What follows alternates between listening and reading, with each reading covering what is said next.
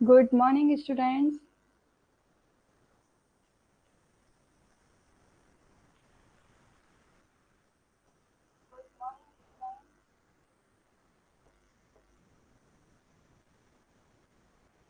Okay, so just let me confirm, is my voice clear?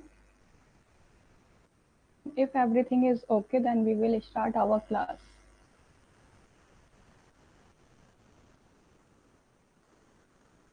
Audio, video, everything is clear to you all?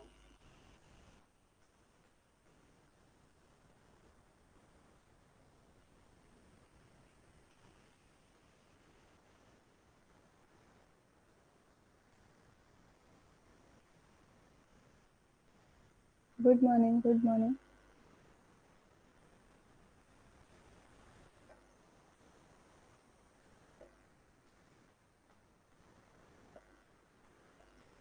ठीक है, thank you. So, okay. Hello everyone, I am Akansha Mathur, your UGC NET Home Science Paper 2 faculty. Welcome you all in my class.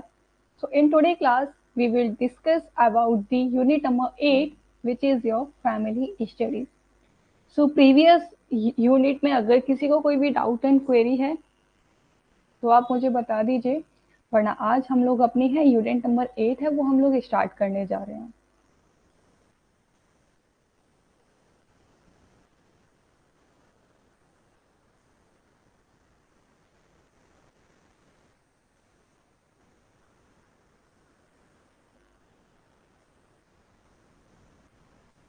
किसी को कोई भी confusion हो तो वो आप बता सकते हो।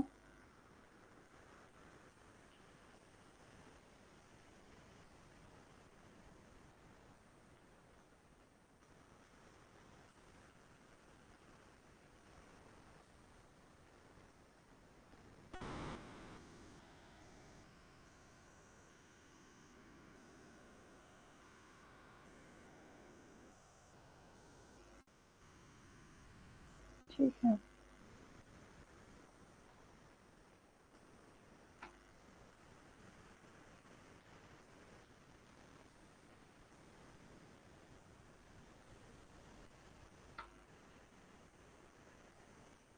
चलिए। मुझे नहीं लगता है गैस कि बाकी के भी ज्वाइन करने वाले हैं। जिसको ज्वाइन करना होगा कर लेंगे। तो पीडीएफ सब लोगों को मिल गया था?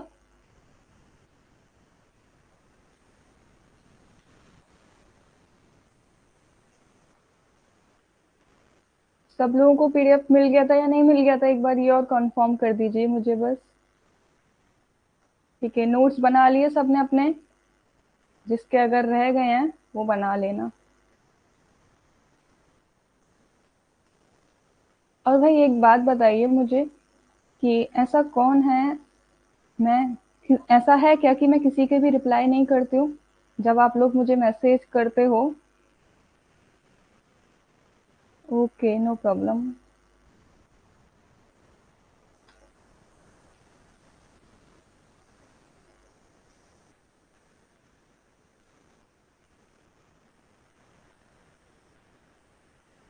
कोई और हो भाई जिसको मुझसे शिकायत हो कि मैम हमारे रेस्पॉन्स नहीं करती हैं,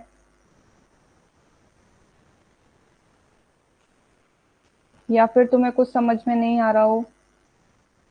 अगर ऐसा कुछ भी सीन है तो आप लोग डायरेक्टली मुझे बोल सकते हो। ऐसा कोई बाउंड नहीं है कि मैं चिल्लाऊंगी आप पे या फिर आपको डांटूंगी, ऐसा कुछ भी नहीं है। क्योंकि अल्टीमेटली प्रॉब्लम मुझे सॉल्व करनी है। अगर आप लोग मुझसे कहोगे तो बेहतर रहेगा, ठीक है, बजाय किसी और से कहने के।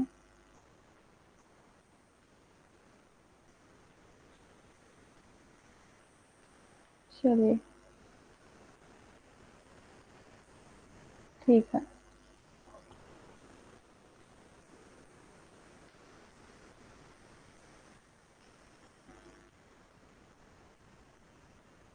डन।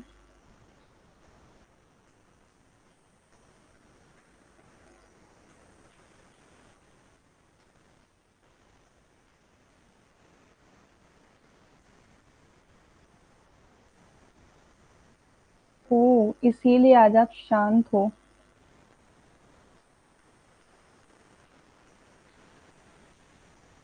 भाई अच्छे से आपका फास्ट हो जाए।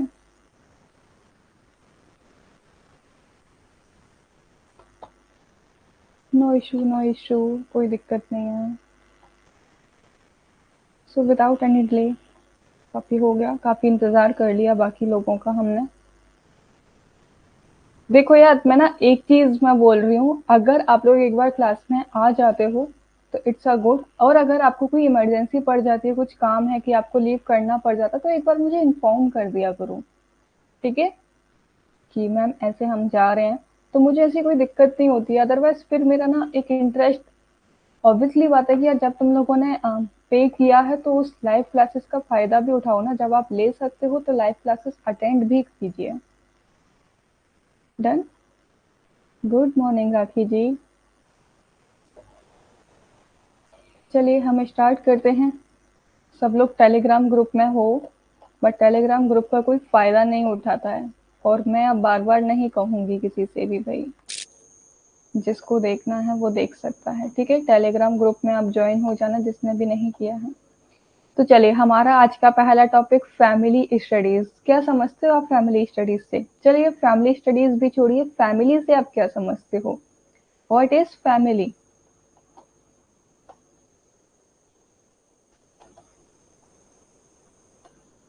आखिर क्या है परिवार? बताओ।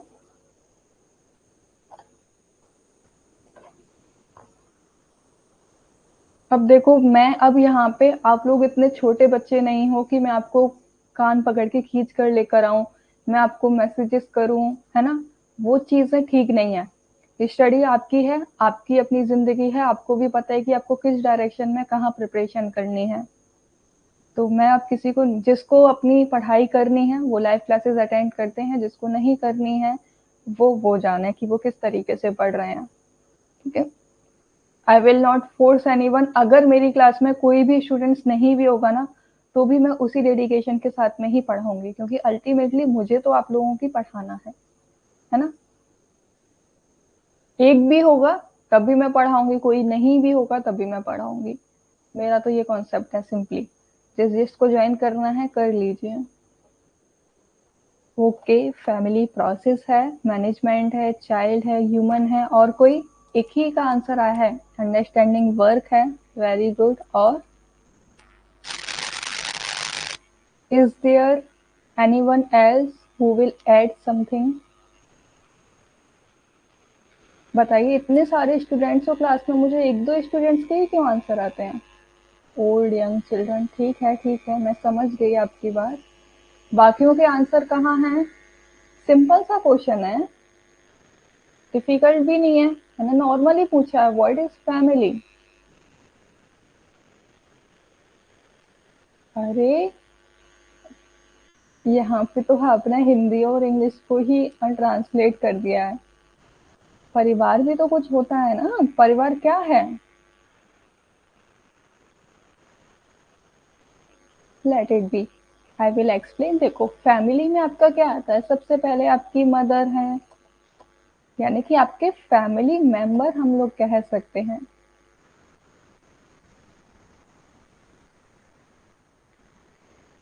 ठीक है, अब फैमिली मेंबर के अंतर्गत आपके क्या है?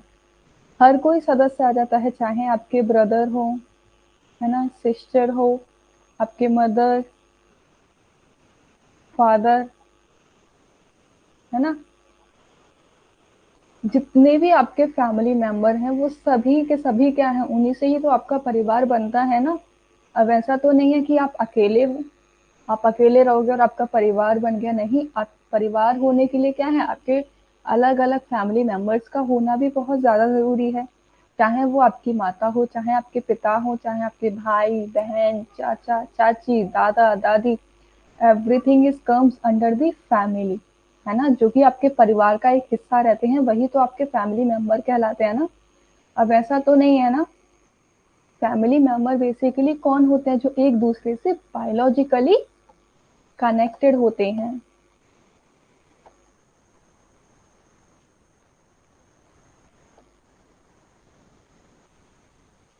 है ना? बायोलॉजिकली रिलेशन जिनके बीच में होता है, वही तो आपका परिवार कहलाता है कि नहीं कहलाता है ना? अब यहाँ पे ये एक काफ़ी ज़्यादा कंट्रोवर्सी रहती है कि बायोलॉजिकली ही तो हमारी फैमिली नहीं होती है, हमारी मदर हैं वो बायोलॉजिकली थोड़े हैं। मीन्स कि जहाँ पे आपकी मदर से पहले वो क्या थी, आपके जो फादर थे उनकी पार्टनर थी कि नहीं थी, है ना। अब जहाँ पे आपके फादर अभी बने हैं वो आपके फादर और मदर, लेकिन इससे पहले आपके मदर एंड फादर बनने से पहले तो वो नॉर्मली क्या थे, एक फीमेल, अभी भी फीमेल और मेल ही हैं, लेकिन मैं एक जर्नली बता रही हूँ कि पहले वो सिर्फ एक अननोन, दो अननोन थे, है ना। अब दो अननोन आके जब आपस में मिल जाते हैं तो वो रिलेशन आपका क्या कहलाता है, हस्बैंड एंड वाइफ का रिलेशन कहलाता है।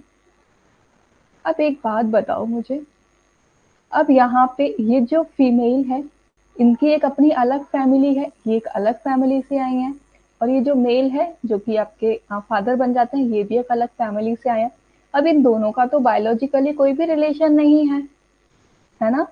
तो फिर ये दोनों कैसे हम लोग कह सकते हैं कि जो परिवार होता है वो सिर्फ बायोलॉजिकली कनेक्टेड होता है, राइट। तो यहाँ पे यही चीज मैं आपको समझा रही हूँ कि देखो, हम लोग बेसिकली कहते हैं कि जो हमारे बायोलॉजिकली हम लोग जिससे रिलेशन होता है हमारा वो हमारे फैमिली मेंबर कहलाते हैं। लेकिन आपकी फैमिली अल्टीमेटली बनती कहाँ से है, जब दो, जब कोई भी दो अपोजिट सेक्स, ठीक है,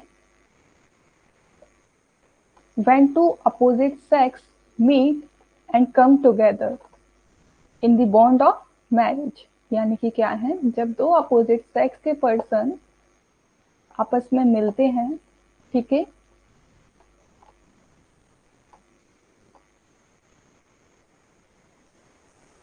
आपस में मिलते हैं और एक वो बंधन में बंध जाते हैं, वही आपका शादी कहलाता है।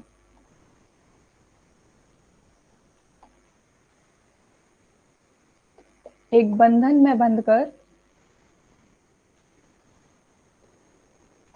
साथ रहते हैं, वो किसकी वजह से रहते हैं, वो रहते हैं आपकी मैरिज की वजह से। और फिर उसके बाद में आपकी जो फैमिली है वो बनना स्टार्ट हो जाती है, ठीक है। यानी कि आपके मदर एंड फादर से पहले वो क्या थे, वो सबसे पहले हस्बैंड एंड वाइफ थे, और हस्बैंड एंड वाइफ से पहले क्या थे, वो एक जर्नली एक लड़की और एक लड़का थे, ठीक है। जो कि जहाँ पे दो डिफरेंट फैमिलीज थी, जो एक रिलेशनशिप में बंधने के लिए, जिसको हम लोग मैरिज कहते हैं, उसके लिए वो आपस में इकट्ठे हुए, जिसने उनके साथ में अपना रिलेशन शेयर किया, ठीक है, वो आपका मैरिज कहलाता है। तो हमें किसी भी चीज को पढ़ने से पहले हमें उसकी रूट पता होना बहुत ज्यादा जरूरी है। तो अब क्या है, अगर हमारी शादी ही नहीं हुई होगी, if we are not in marriage, तो क्या हमारी फैमिली बन जाएगी, नहीं बनेगी, बट स्टिल मैं कहती हूँ कि बन जाएगी। अब ऐसा क्यों है, क्योंकि आप लोग देख रहे हो कि अब ये पुराना टाइम नहीं रहा है, अब टाइम आगे बढ़ गया है, आपके जो फैमिली के जो फॉर्म है वो काफी ज्यादा चेंज हो गए हैं, है ना। लोग अपने अकॉर्डिंग चीजें करने लगे हैं। जहाँ पे क्या होता है कि बहुत सारे लोग हैं आजकल, आप लोग देखोगे तो बहुत सारी फीमेल्स ऐसी हैं जो कि इंडिपेंडेंट, है ना। यस, मॉडर्न टेक्नोलॉजी है जो कि अब किसी पे भी डिपेंडेंट नहीं है, इंडिपेंडेंट है। तो उस कंडीशन में वो क्या करती हैं कि वो शादी नहीं करना चाहते, तो वहां पे आप क्या करते हो कि आप अडॉप्ट कर लेते हो, ठीक है। और अडॉप्ट करने के बाद में, जैसे कि फॉर एग्जांपल आपने कोई चाइल्ड अडॉप्ट कर लिया, तो वो अब कहलाएगा तो आपका फैमिली मेंबर ही ना। तो यहाँ पे हम फैमिली किसको कह सकते हैं, फैमिली हम लोग वो कह सकते हैं जिसके भी साथ में हम अपना एक क्लोज रिलेशन शेयर करते हैं, जिसके साथ में हम रहते हैं, अपने थॉट्स, फीलिंग, है ना, अपनी अंडरस्टैंडिंग, ये सभी चीजें हम जब शेयर करते हैं, एक्सचेंज करते हैं, वही हमारी फैमिली कहलाती है, ठीक है।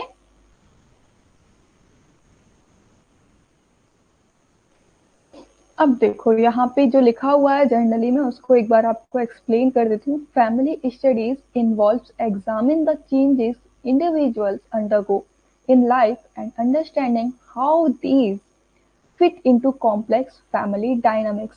डायनामिक्स क्या होते हैं, जहाँ पे आपका जो एक तरीके से गतिशीलता, है ना, कि कहाँ पे कौन सा चेंज आ रहा है, कौन सा चेंज नहीं आ रहा है। आपकी फैमिली है, फिर आपकी शादी हो जाती है ना, फिर बच्चे हो जाते हैं, आप स्टडी के लिए बाहर जाते हैं। तो ये डिफरेंट डिफरेंट जब आपके फेजेस आते हैं, वही आपका डायनामिक कहलाता है। ठीक है, अब समझे यहाँ पे, ये आप अगर कोई भी पूछे ना व्हाट इज फैमिली, तो आप लोगों को क्या कहना है कि फैमिली वो होती है जहाँ पे आपके परिवार के सदस्य रहते हैं, जहाँ वो एक दूसरे के साथ में अंडरस्टैंडिंग रिलेशन ये सभी चीजें शेयर करते हैं। यानी कि हम कह सकते हैं कि जो हमारे क्लोज वन होते हैं वो हमारी फैमिली का पार्ट होते हैं। ठीक है, जिसकी बेसिक रूट क्या होती है? बेसिक रूट आपकी मैरिज होती है। Without marriage you can't stabilise your family. Done. Okay, so next देखिए, हम लोग मैरिज ही देख लेते हैं। व्हाट, अब देखते हैं मैरिज क्या है। तो मैरिज एक तरीके से अगर हम लोग बोलें तो ये ग्रुप अप्रूव्ड है mating arrangements usually mark by a ritual. मतलब क्या है? यानी कि अगर मैं आपके मैरिज की बात करूं तो मैरिज आपका एक ग्रुप अप्रूवल होता है। अब ग्रुप अप्रूवल कैसे हो गया भाई? यानी कि आपका एक सोशल अप्रूवल है। ठीक है, एक तरीके से आप अप्रूव ही तो करते हो ना कि okay now finally officially we are husband and wife. आप ये कहते हो कि नहीं कहते हो? है ना? तो वही होता है मैरिज, वही होता है जहाँ पे दो अननोन पर्सन हैं, ठीक है, वो आपस में एक बंधन में बंध जाते हैं। वही बंधन आपका क्या कहलाता है? मैरिज कहलाता है। डन। जो आपको एक तरीके से सोशली अप्रूवल देता है आपकी नॉर्मली चीजें करने के लिए। जो कि शादी होती है वो एक रिचुअल के द्वारा होती है। ठीक है, फिर चाहे वो आप कोर्ट मैरिज करो, फिर चाहे आप नॉर्मल अपने कल्चर के अकॉर्डिंग अपनी शादी करो, है ना? या फिर अगर यहाँ पे ये प्रोसेस आ जाता है ना कि बहुत बार कह देते हैं कि अरे नहीं, हम तो एक दूसरे को जानते हैं और हम दोनों एक साथ रहते हैं, तो वो बेटा आपका लिव इन रिलेशनशिप में आ जाता है। ठीक है, जहाँ पे आप एक साथ रह रहे हो but you can't share the bond of marriage.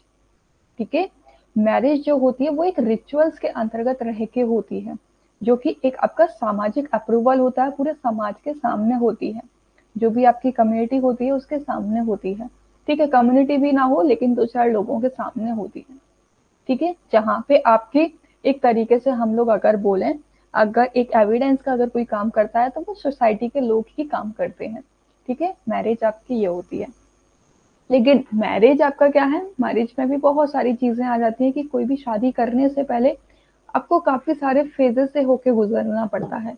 यानी कि ये नहीं कि आपने कह दिया कि शादी करनी है तो शादी हो गई। No, for the marriage you सबसे पहले तो आपको रेडी ही होना पड़ेगा शादी के लिए, क्योंकि बहुत सारी आजकल आप लोग देख रहे होगे, है ना? क्या जरूरी है? रेडीनेस। क्यों? क्योंकि अगर आप शादी के लिए तैयार ही नहीं होगे तो कोई भी आपकी जबरदस्ती शादी करा ही नहीं सकता है ना? क्यों हम लोग शादी से भागते हैं? इसीलिए क्योंकि शादी एक रेस्पॉन्सिबिलिटी का काम है, जहाँ पे आपको अपनी जो आगे की जिंदगी है उसकी जिम्मेदारियों को पूरा करना है ना? जहाँ पे आपको अपना भी ध्यान रखना है और आपका जो भी स्पाउस है आपको उसका भी ध्यान रखना है, केयर करनी है ना? जो भी प्रॉब्लम आती है उस प्रॉब्लम को सॉल्व करना है। तो ये सभी चीजें क्या, अगर हम लोग बोले रेडीनेस फॉर मैरिज, यानी कि सबसे पहले तो आपको अपनी जिम्मेदारियों के लिए तैयार होना पड़ेगा। यहाँ पे आपकी क्या क्या जिम्मेदारी आ जाती है? सबसे पहली तो साइकोलॉजिकल। अब साइकोलॉजिकल में क्या आ जाएगी? सबसे पहले तो आपको अपने ब्रेन को ही मनाना पड़ेगा ना, यस, अपने दिलो दिमाग को बनाना पड़ेगा, yes now I am ready for getting marriage, है ना? तो वो आपका साइकोलॉजिकल होता है कि आपको अगर आप लोग तैयार ही नहीं होगे, अगर आप बिना मन के शादी कर लोगे तो आप अपनी शादी भी एंजॉय नहीं कर पाओगे, और जिससे आपकी शादी हो रही है आप उसके साथ भी खुश नहीं रह पाओगे, ना ही वो आपके साथ खुश रह पाएगा, है ना? तो सबसे पहली जो चीज होती है शादी में, वो आपका तैयार होना बहुत ज्यादा जरूरी है।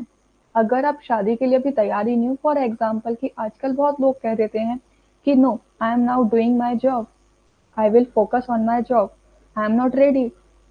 तो ये सभी चीजें क्या है? साइकोलॉजिकल ही तो है, क्योंकि अभी आप साइकोलॉजिकल तैयार नहीं हो शादी करने के लिए। यू आर नॉट, क्योंकि शादी सिर्फ एक वर्ड है, छोटा सा वर्ड है, लेकिन इस पे बहुत ज्यादा आप कह सकते हो कि इतनी सारी चीजें इसके अंदर इंक्लूडेड हैं कि आप उनको लाइफ टाइम तक सीखते रहते हो, है ना। एक दूसरे के साथ में रिलेशनशिप स्टेबलाइज करना, एक दूसरे को समझना, अंडरस्टैंडिंग, एक दूसरे की रेस्पॉन्सिबिलिटीज को समझना, तो ये सभी चीजें क्या है, आपकी शादी का ही तो पार्ट है ना। हाँ, तो वो इसीलिए क्यों बोलते हैं, क्योंकि और देखो आपका रेडीनेस क्या है कि एक तो आपकी एक एज होती है परफेक्ट है, जो कि आपके इंडियन में जो मानी जाती है कि 25 तक की एज में एक परफेक्ट एज मानी जाती है ना। कि इस एज यानी कि आपका कह सकते हो कि अर्ली 20s में आपको अपनी मैरिज कर लेनी चाहिए, है ना। या तो अर्ली 20s में आप अपनी जॉब स्टेबलाइज कर लीजिए और अपनी मैरिज कर लीजिए, यानी फॉर एग्जाम्पल अब तो 21 हो गया है आपका, 20 अब क्यों, अब गवर्नमेंट ने भी अगर 21 अगर ये रखा है, उनको भी लगता कि नहीं अभी लोग हैं वो अभी शादी नहीं करना चाहते हैं, तो वो minimum age for the marriage 21 क्यों करते, है ना। अगर ये 21 एज पे शादी करना गलत ही होता तो वो 21 एज एकदम फिक्स क्यों करते कि yes now you are a eligible to get married. देखा, राखी जी को हमारी सबकी खबर रहती है। I know, yes, she is getting married. ठीक है, तो आपकी जो मिनिमम एज जो रहती है ना, वो आपकी 21 रहती है, ये तो पता होगा ना सभी लोगों को।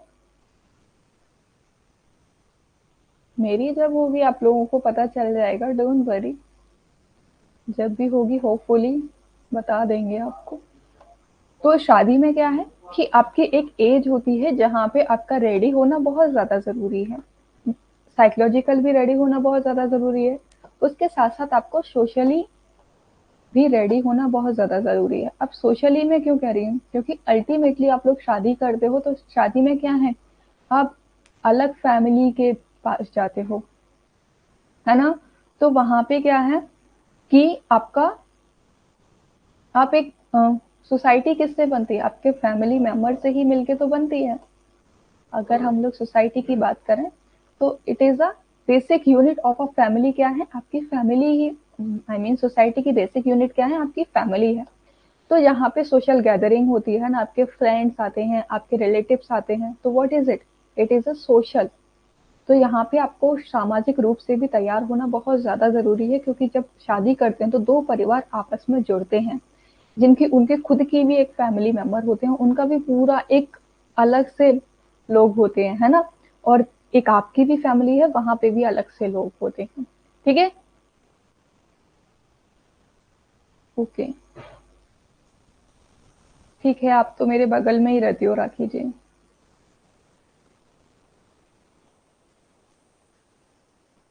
देखते हैं कौन कौन आता है, लेट्स सी, बट पहले ये कर लेते हैं, फिर उसके बाद में आता है आपका physiological.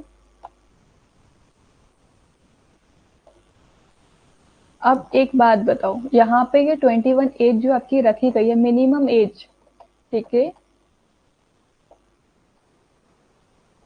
Minimum age for marriage. तो इस कंडीशन में क्या है, जब अगर आपकी ये एज रखी गई तो यहाँ पे आपका फिजियोलॉजिकल भी आपका रेडी होना बहुत ज्यादा जरूरी है ना। तो ये क्या चीजें होती हैं कि आप बहुत बार ऐसा हो जाता है कि 21 एज तक क्या होता है कि आपके मोस्ट ऑफ द हार्मोन्स हैं वो डेवलप हो जाते हैं, जहाँ पे आप फिजियोलॉजिकली भी आप तैयार हो शादी करने के लिए। अब आपसे अगर कोई कह दे पहले के टाइम में क्या होता था कि चाइल्ड मैरिज कराते थे कि नहीं कराते थे, और उसकी वजह से आपको काफी ज्यादा डेथ भी देखने को मिलती थी। ऐसा क्यों होता था, क्योंकि जो फीमेल्स होती थी उनकी बॉडी में काफी ज्यादा फिजियोलॉजिकल चेंजेस होते हैं, है ना। उस वजह से वो क्या होता था कि जब उनकी जब एक वो पोवर्टी से ही पहले उन्हें शादी करा देते थे पहले के टाइम में, तो जब उनकी पोवर्टी आती है तो ऑब्वियसली बात है कि चेंजेस हो रहे हैं उनकी बॉडी में, हार्मोनल चेंजेस हो रहे हैं। तो जब उन्होंने पोवर्टी से पहले ही शादी करा ली तो जो चेंजेस होने थे वहां पे क्या है, जब चेंजेस हो जाता तब उनको बहुत ज्यादा प्रॉब्लम्स फेस करनी पड़ती है ना। इंटरकोर्स कर लेते तो उसकी वजह से भी उनको बहुत प्रॉब्लम फेस करनी पड़ती है। क्योंकि ऑब्वियसली हमारी जो बॉडी होती है वो हर एक एज पे आपका चेंज होती रहती है।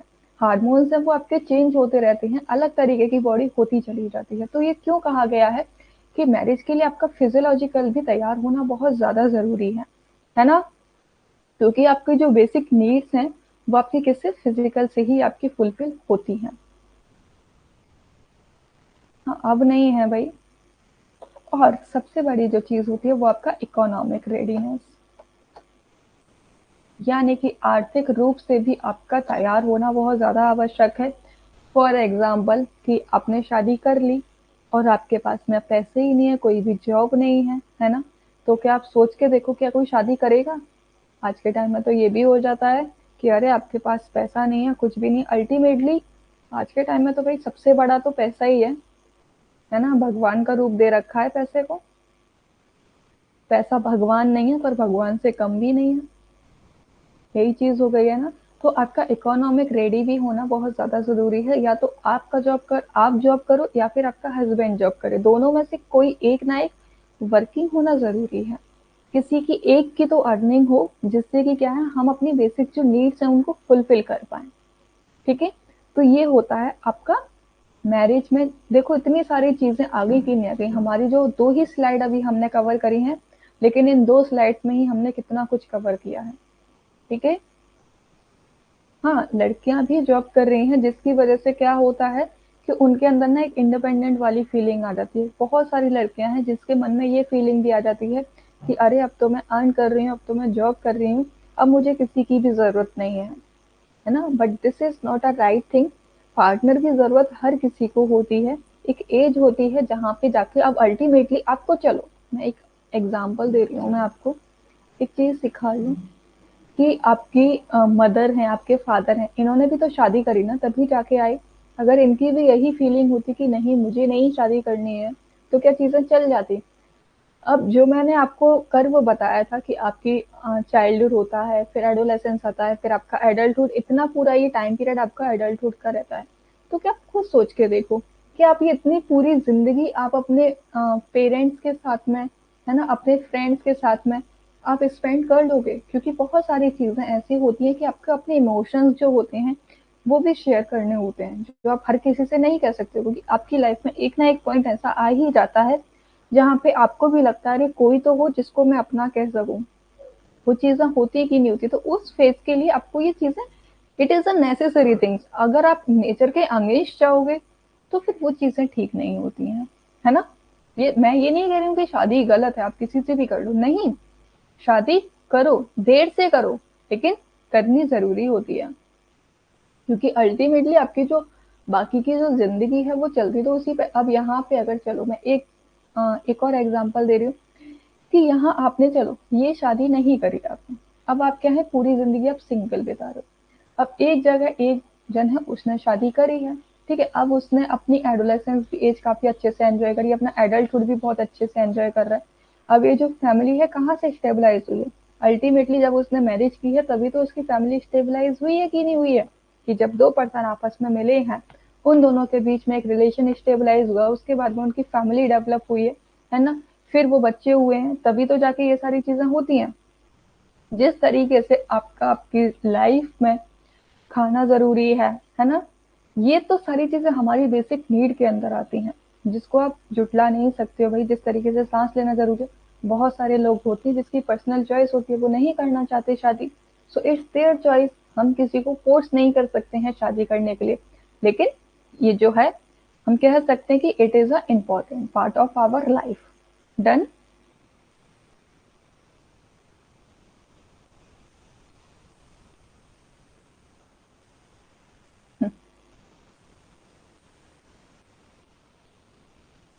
अरे अरे अरे अरे, इतने मैसेज! चलिए, मुझे लग रहा है आज आपको काफी इंटरेस्ट आ रहा है भाई पढ़ने में, आपकी जिंदगी से रिलेटेड बातें हो रही हैं। It's a good thing. चलो तो अब हम देख लेते हैं यहाँ पे कि आपका जब भी आप पार्टनर सेलेक्ट करने के लिए जाते हो, गोल क्या रहते हैं, कि अल्टीमेटली आपको शादी करने के लक्ष्य क्या रहते हैं? तो देखो, is a natural and contract of artificial. ये एक तरीके से प्राकृतिक, जैसे कि मैं अभी बता रही थी आपको, ये एक तो आपका ये नेचुरल ही आपका प्रोसीजर है जो कि नेचर के अगेंस्ट नहीं जाना चाहिए। एक ये सोशल इंस्टीट्यूशन है जहाँ पे आप अपनी सोशल लाइफ स्पेंड करते हो। अब आपकी सोशल लाइफ कैसे स्पेंड होती है? अब जैसे कि आपके जो पेरेंट्स हैं, उनके भी काफ़ी सारे रिलेटिव्स होंगे, है ना? आप लोगों ने शादी में देखा होगा, घर में कोई भी शादी एंड ऑल फंक्शन होता है, तो वहाँ पे क्या करते हो आप? आपको इतने सारे रिलेटिव देखने को मिलते हैं, कहाँ से देखने को मिलते हैं? क्या आपके जब पेरेंट्स की शादी पहले होती, क्या आपको ये रिलेशन देखने को मिलते? नहीं देखने को मिलते भाई। तो शादी क्या है? एक तरीके से सोशल इंस्टीट्यूट भी है, जहाँ पे अलग-अलग लोग आपस में जुड़ते हैं और एक समाज का निर्माण करते हैं। जेनरिक एंड स्पेसिफिक गोल, यहाँ पे कुछ शादी के अंतर्गत आपको कुछ जेनरिक और स्पेसिफिक गोल होते हैं जिनको अचीव करना काफी ज्यादा इम्पोर्टेंट होता है। जो भी कुछ मैंने अभी बताया वो सभी की सभी चीजें आपके इसमें आ जाएंगी। लीगल कॉन्ट्रैक्ट क्यों कहते हैं? हम इसको लीगल कॉन्ट्रैक्ट इसीलिए कहते हैं ताकि ये एक रिचुअल्स के अकॉर्डिंग होता है ना? बहुत बार क्या हो जाता है, गैर कानूनी शादियां आप लोगों ने सुनी होगी भाई, है ना? कि एक गैर कानूनी शादी कर ली आपने, तो यहाँ पे जो मैरिज होती है एक तरीके से लीगल कॉन्ट्रैक्ट होता है। आप ऐसा तो नहीं है ना, अब आपको कोई पड़ोसी आप उसके साथ में रहने के लिए लग जाओगे और वो आपको रहने भी देंगे, वो चीजें तो नहीं है ना। आप एक लीगल तरीके से आप किसी के साथ में रहते हो। अगर आप इनलीगल तरीके से रहते हो तो वो एक अलग चीज कहलाती है फिर। ठीक है? So these are the parts of marriage. अब एक चीज होती है कि आपका जब भी कोई मेट सिलेक्शन की कुछ थ्योरीज हैं।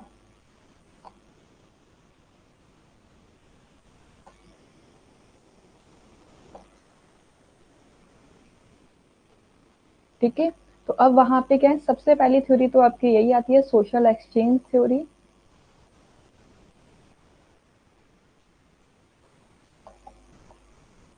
अब सोशल एक्सचेंज थ्योरी नाम से ही आप लोगों को क्लियर हो रहा होगा।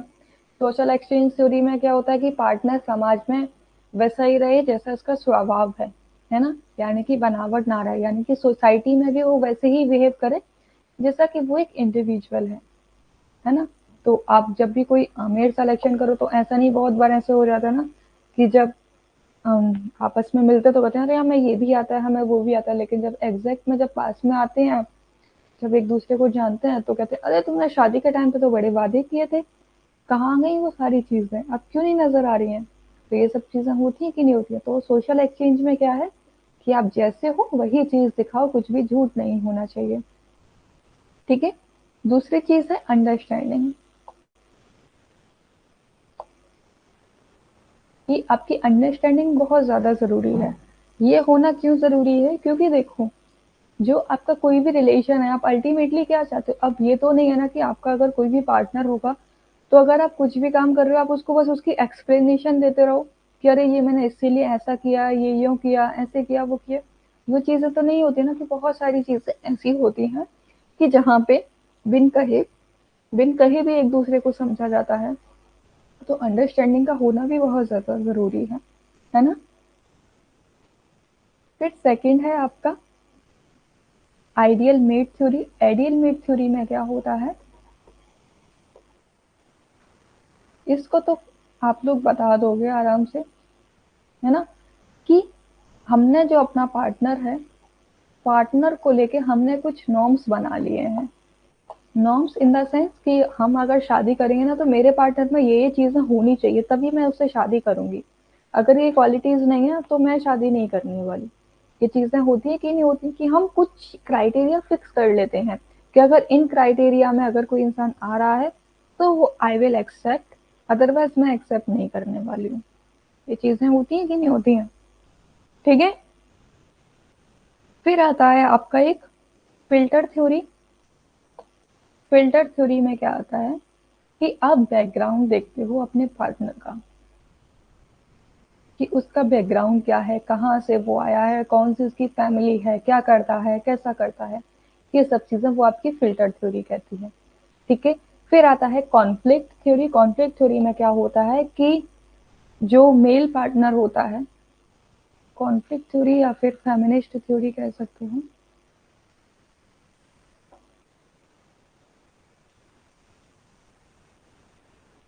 कि यहाँ पे यहाँ पे जो मेल पार्टनर होता है वो मेल पार्टनर क्या करता है, वो ये कोशिश करता है कि उसकी जो भी फीमेल पार्टनर हो, है ना, वो क्या हो, काफी ज्यादा, एक तरीके से आप कह सकते हो कि प्रॉब्लम सॉल्वर हो, कि अगर कोई भी उसको प्रॉब्लम दिखाई दे तो वो उसको तुरंत सॉल्व कर दे। ठीक है। So these are the some things which comes under the marriage.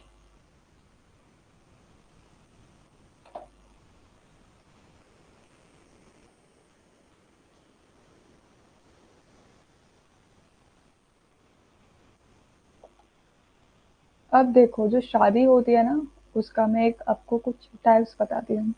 कोहेबिशन क्या होता है? कोहेबिशन का मतलब होता है emotional and physical intimate relationship without legal concession. मतलब सिंपल जिस भाषा को आप लोग जानते हो उसी लैंग्वेज में आपको बताती हूँ। It is your live in relationship.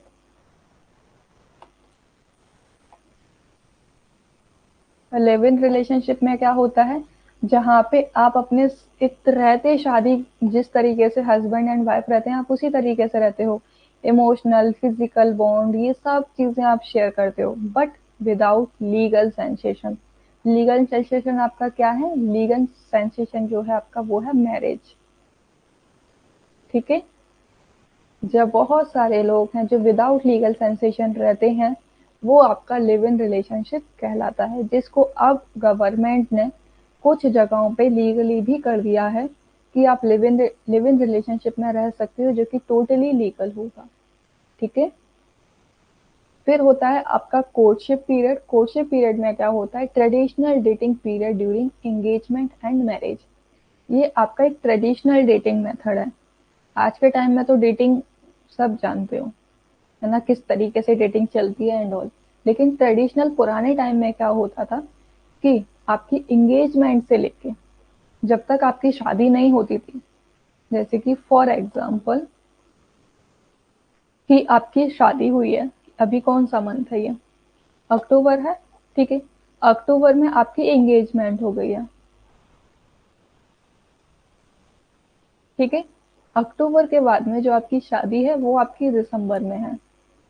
तो अब जो आपका अक्टूबर नवंबर का जो इतना जो टाइम पीरियड है, यानी कि अक्टूबर से लेके दिसंबर तक का जितना भी आपका टाइम पीरियड आएगा, ये जो टाइम पीरियड होता है ये आपका कोर्टशिप कहलाता है, जहाँ पे आप एक दूसरे से बातें करते हो, एक दूसरे के बारे में थोड़ा और जानते हो। एक तरीके से ये ट्रेडिशनल डेटिंग पीरियड भी आपका कहलाता है। ठीक है। जो आपका एंगेजमेंट से लेके शादी तक का जो एक खाली समय जो होता है वही आपका कोर्टशिप कहलाता है। डन। फिर आता है आपका कमिटमेंट। कमिटमेंट क्या होता है कि डिफरेंस बिटवीन कोहेबिशन एंड मैरिज, जहाँ पे आपने कमिट कर दिया, है ना, कि कमिटमेंट क्या है, आपने कह दिया कि ठीक है मैं इस टाइम तक आपसे शादी करूंगा, या फिर ये चीज है वो चीज है, तो वो आपका कमिटमेंट होता है, यानी कि किसी को अपनी जुबान दे देना। कमिटमेंट का मतलब ये होता है। ठीक है। लेकिन आजकल क्या है, शादी के फॉर्म बहुत ज्यादा चेंज हो रहे हैं, है ना। तो देख लेते हैं भैया शादी कितने कितने प्रकार की होती हैं। तो पहली होती है आपकी मोनोगामी। मोनोगामी में क्या आता है आपका? Most of one spouse marriage between one man and one woman, जो आपकी प्रॉपर तरीके से ट्रेडिशनल होती है। ठीक है। जिस तरीके से होती आ रही है बस वही, जहाँ पे स्पाउस होते हैं, जहाँ पे एक ही स्पाउस होता है, यानी कि एक ही पार्टनर होते हैं, जहाँ पे एक जिसमें एक मेल होता है और इसमें एक फीमेल होती है, जो नॉर्मली आपकी रहती है। ठीक है। उसको मोनोगमी कहा जाता है। अब फिर आती है आपकी सेकंड पॉलीगैमी। पॉलीगैमी में क्या होता है? जहाँ पे आपके एक से ज्यादा आपके स्पाउस होते हैं। ठीक है। इसको दो कैटेगरी में कैटेगराइज किया है। पहला है पॉलीगैनी, इसको याद कर लेना क्योंकि बहुत सारे स्टूडेंट्स इसमें कंफ्यूज हो जाते हैं। ठीक है। पॉलीगैनी का मतलब होता है जब एक मैन एक से ज्यादा वाइफ रखता है, वो आपका पॉलीगैनी कहलाता है, जो कि आप कह सकते हो कि पहले के टाइम में क्या थे, राजा महाराजा जो किया करते थे,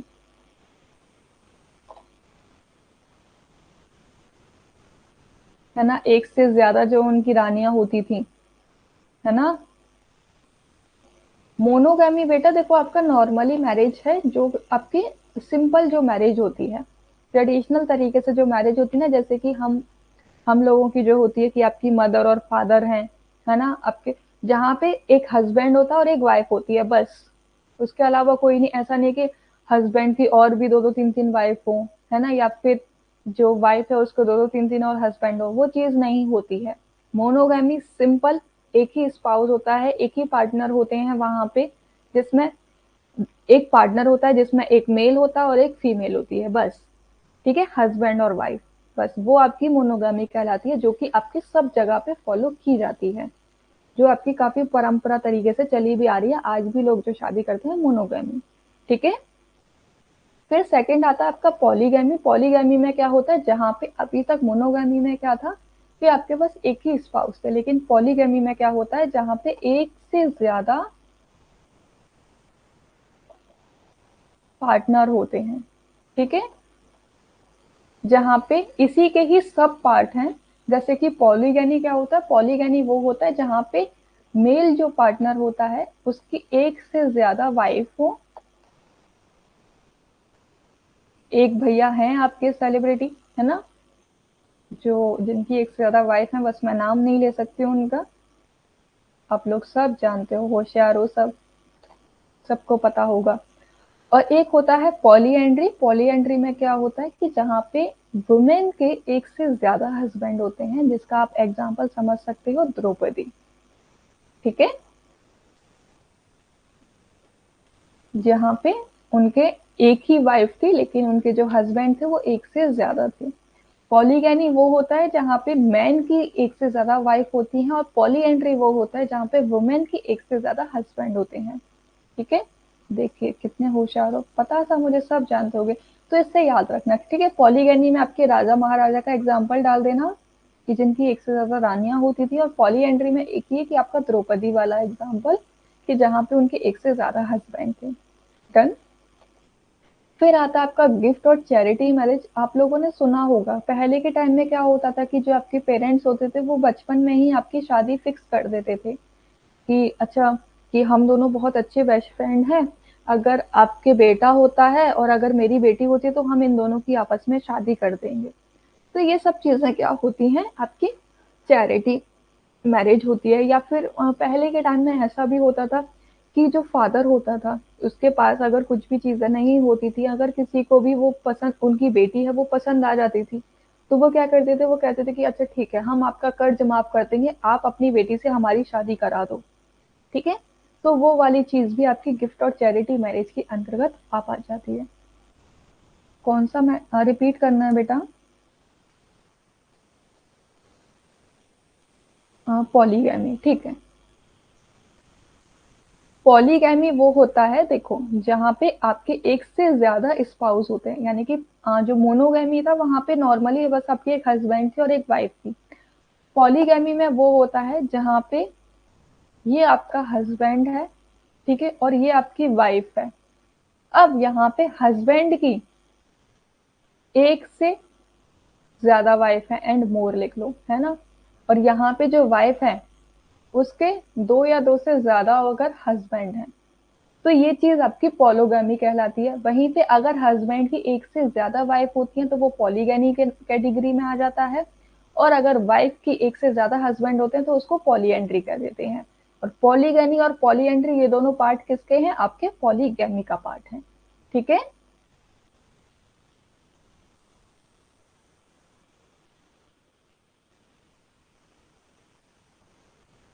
ठीक है,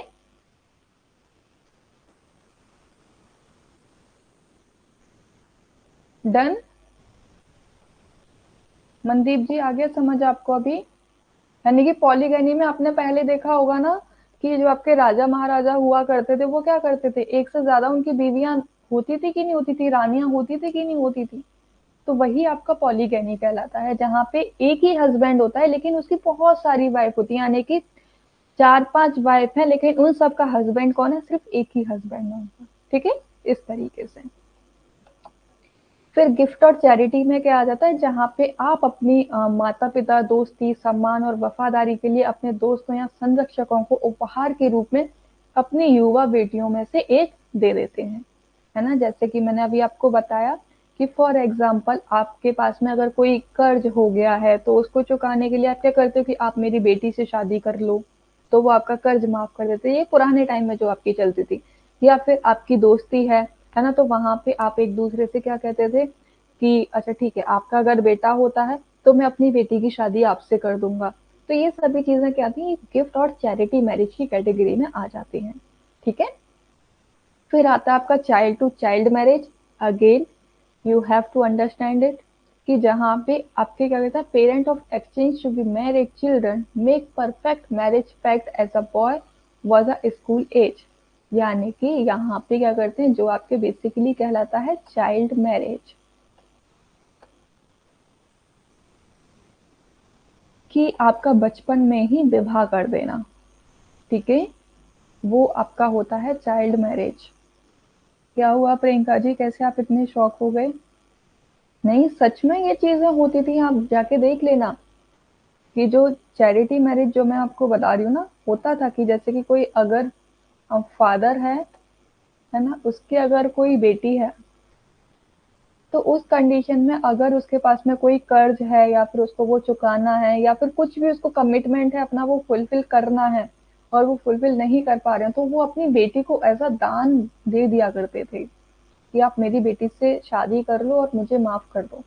वो चीज होती थी। या फिर दोस्ती के खातिर भी कर देते थे कि अच्छा तू मेरा दोस्त है, चल ठीक है, तू मेरी बेटी से शादी कर लेना अपनी बेटी की। वो चीजें भी हो जाती थी। ठीक है। नहीं, ये चीज होती है। इस पे ऊपर तो काफी ज्यादा मूवीज भी बनी हुई हैं, आप उनको भी गो थ्रू कर सकते हो। फिर आता है family and nature. Ultimately family क्या होता है, ये सार्वभौमिक होता है, जो मैं आपको बता रही थी, है ना। देखो सार्वभौमिक होता है क्योंकि आपका ये यूनिवर्सल है। शादी हर जगह होती है, चाहे वो कोई सी भी कंट्री हो, चाहे आपकी इंडिया हो या अदर कंट्री हो, या फिर कोई भी स्टेट हो, कोई भी कल्चर हो, है ना। हर जगह पे शादी है वो एक ही भाषा है, बेशक उसके तरीके अलग अलग हो सकते हैं, लेकिन शादी का मतलब एक ही होता है। यानी कि आप कह सकते हो family and marriage is a universal institute, है ना।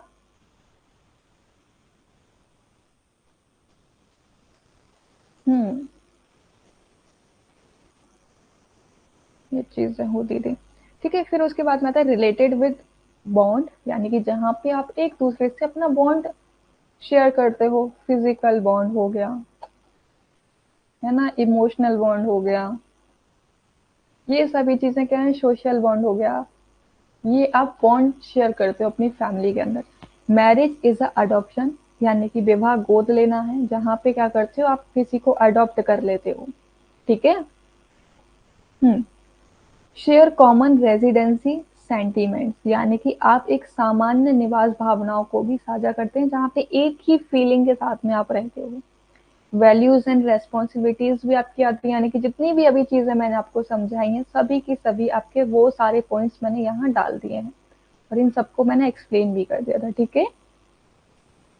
किसी को कंफ्यूजन अभी तक यहाँ तक अगर हो तो आप मुझसे पूछ लो, कोई भी कैसा भी कुछ भी कंफ्यूजन हो तो आप पूछ सकते हो इजीली। बताओ, जल्दी बताओ। ठीक है। फिर आ जाते हैं हम लोग फॉर्म ऑफ मैरिज। ये वाला चलो हम लोग कल करते हैं, ठीक है। जो आपके types of marriage, form of family हैं, ये हम लोग कल करेंगे। अब मुझे आपसे मैं क्वेश्चंस पूछ लेती हूँ कुछ।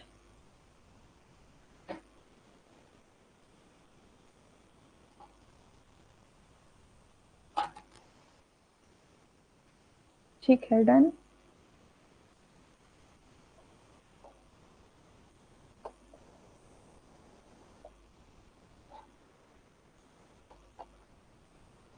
अब ये बताओ मुझे, what is polygamy? Option number A, one spouse,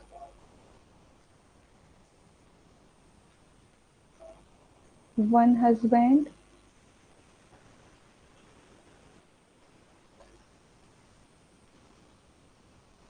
more than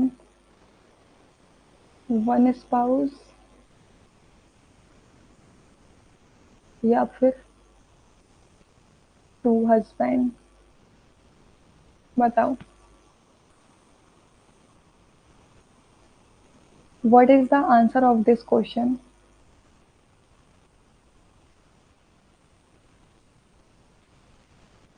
What is polygamy? राखी जी का आंसर आ गया, ठीक है। और बाकियों के आंसर?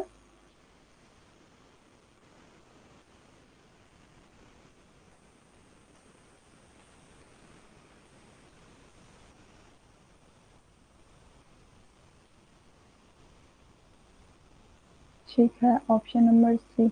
अब कैसे बताओ, मतलब पहले अमृता जी ने आंसर लगाया सही, उसके बाद में उनका देख के सब अपना आंसर लगाने लग गए। थोड़ा अपना भी दिमाग लगाया करो, ठीक है। किसी का कॉपी करके आंसर नहीं देते हैं। इसका नंबर ऑप्शन नंबर सी ठीक हो जाएगा। अब एक क्वेश्चन और है आपसे।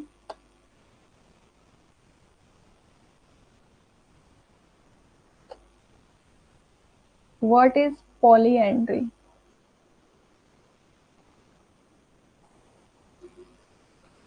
Option number A, wife have more husband,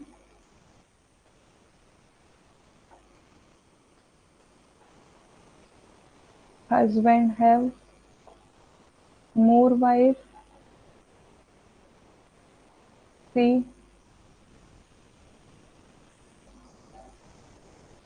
to husband,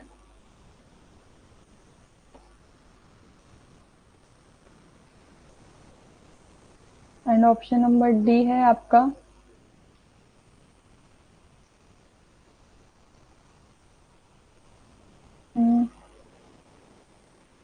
to wife. बताओ।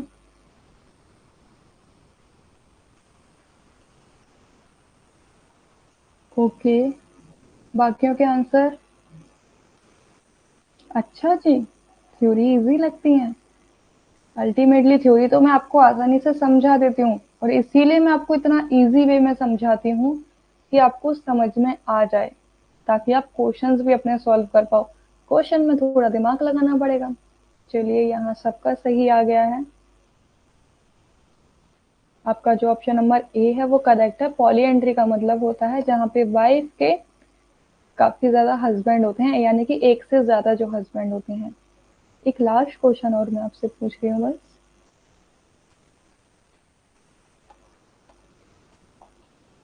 What is मोनोगamy?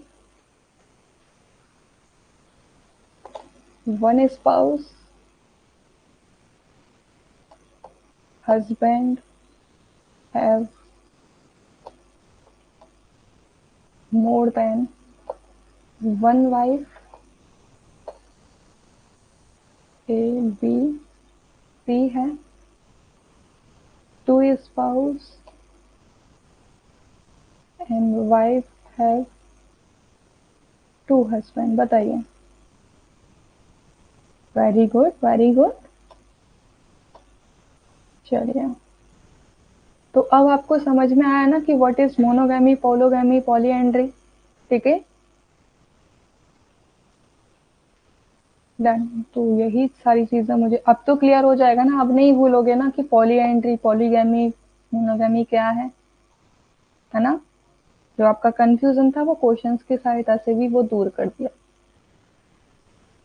और इससे क्वेश्चंस आपके बेसिकली ऐसा ही आते हैं, जहाँ पे आपको सिंपली ऐसे ही ये क्वेश्चंस पूछा जाता है, इतना डिफिकल्ट नहीं पूछा जाता है इससे। ठीक है,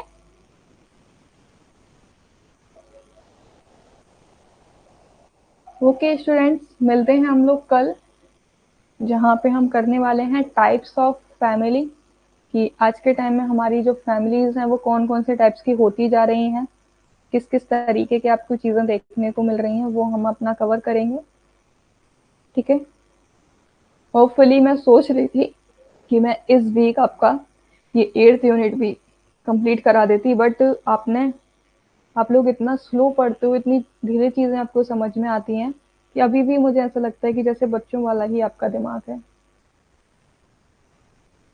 हाँ, तो इसीलिए मुझे बहुत स्लो स्लो आपको पढ़ाना पड़ रहा है। अरे नहीं, राजा की बहुत वाइफ वो होता है आपका पॉली एंट्री होता है वो। पॉली, आप लोग इसमें अगेन कंफ्यूज हो। बेटा पॉलीगैमी का मतलब होता है जहाँ पे आपके हस्बैंड और वाइफ की दोनों की ही आपकी एक से ज्यादा वो होती है, ये दोनों आ जाते हैं, ठीक है। लेकिन पॉलीएंड्री में वो हो जाता है जहाँ पे वाइफ के एक से ज्यादा हस्बैंड होते हैं, और पॉलीगैनी में आ जाता है आपका कि हस्बैंड की एक से ज्यादा वाइफ होती हैं। ये आप चीजें, जैसे कि आप एक बात बताओ मुझे। हाँ, मैं करवा दूंगी, डोंट वरी। अब एक चीज बताओ मुझे। अब अगर मैंने, चलो आपके पेरेंट्स ले लिए, ठीक है, ये पेरेंट्स की कैटेगरी में आ गए। अब मैं अगर यहाँ पे आपके पेरेंट्स का एक लिख दूं हस्बैंड, और एक लिख दूं मैं वाइफ, या फिर एक लिख दूं मैं आपका मदर, और एक लिख दूं मैं आपके फादर, तो ये कहलाएंगे तो ये पेरेंट्स ही ना, बस इनके नाम ही तो अलग अलग हैं। सेम उसी तरीके से पॉलीगैमी क्या है आपकी, पॉलीगैमी वो है जहाँ पे आपके एक से ज्यादा स्पाउस होते हैं। जहाँ पे अगर मेल के एक से ज्यादा स्पाउस होते हैं तो वो आपका पॉलीगैमी कहलाता है, और फीमेल के एक से ज्यादा स्पाउस होते हैं तो वो आपका पॉलीएंड्री कहलाता है।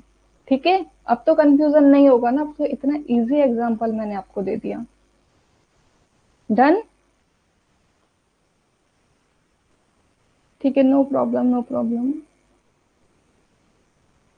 टाइम होगा तो हम वो भी कर देंगे। ठीक है भैया, थोड़ा दिमाग खोल के पढ़ा करो, अपना दिमाग यहाँ साथ में लाया करो, ये नहीं कि वहीं दिमाग छोड़ाते हो। मेहनत कर लो, अब 1 महीना ही बचा है, और फॉर्म फिलिंग स्टार्ट हो गई है, फॉर्म फिल कर लेना अपने। Okay done, bye bye, take care everyone, और स्टडी हार्ड, अच्छे से पढ़ाई करो, इस तरीके से नहीं।